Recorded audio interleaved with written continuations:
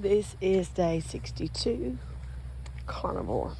I'm going to make a separate video for my quitting coffee.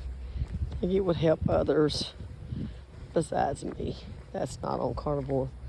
Carnivore wise, I had bacon and eggs today. I haven't weighed since I weighed last time, which was 171, which was probably around 2 weeks ago.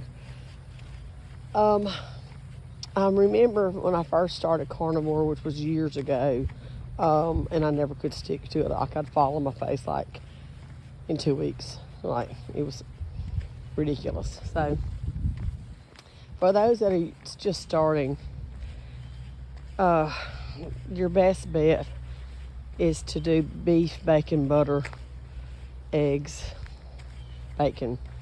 I don't care what you've heard. It's all good. Just, look on your label, especially if it's a sausage or a special bacon. Sometimes they'll add a little sugar to it. And, you want to avoid sugar if you can at all costs. Just because it says no sugar on the label, let's say, for instance, no sugar pudding, that doesn't mean it's not loaded with carbs. The sugar-free candy, loaded with carbs. Loaded with carbs. So it's not going to do you any good.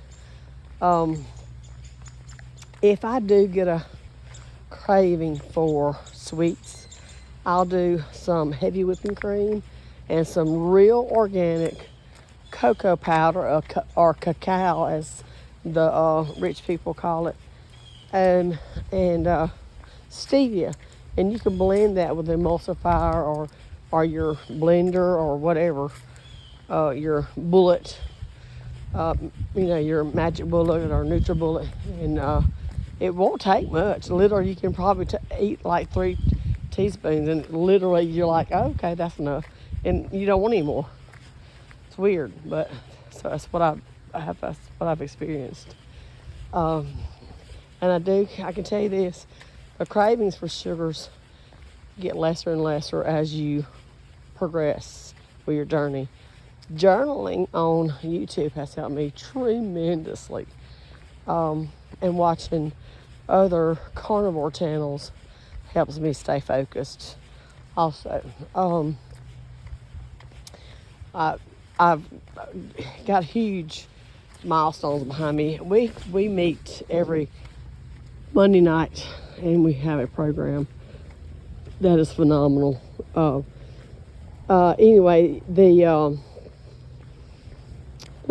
thing is, we cook and prepare this big meal, and it's got all kinds of desserts, and none of it's any good except for if it's a hamburger, I'll grab a hamburger patty. If it's hot dogs or chili dogs, I'll grab some weenies, that type of thing. So every Monday night, I have successfully not eaten what everybody else is eating. Nobody's even noticed, which is odd. But they have noticed that I'm losing weight. My goal, though, is to get healthy, to feel good. Lately, I have been getting into fascia release. That is where it's your visceral fat, especially on your gut. You can massage your abdomen. You can pull, press, just move it around. A lot of times your fascia, your organs will get attached to that fascia, and they get stuck, and they can't function properly. Your kidneys, your bladder, intestines, any of this can get stuck. Your stomach can get stuck. A lot of times, like you have a hiatal hernia, but it's actually not. It's just stuck to your visceral fat. So I've been doing a lot of that, and I keep trying to improve that. I know, we're we're the product of what we learn, I guess, And some people are just born skinny and healthy or whatever, or never got to the point to where we're at that you need some help with your health. I'm 61 and I have health issues. Nothing that they can pinpoint. Hello. So if it's a visceral fat issue, they'll never pinpoint it. So that's what I'm looking at. I don't walk a whole lot. I don't walk a lot of miles. I walk and move. I rebound. I play pickleball, which is very difficult. It's like tennis, just as vigorous,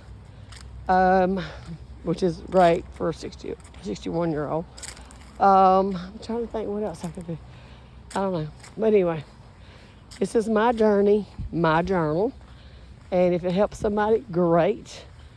If not, move on. I've really enjoyed this, and I will be making I quit coffee or quitting coffee. And I think the coffee causes me some issues. So, hey Debbie, hey Lynn, anybody else out there, hello.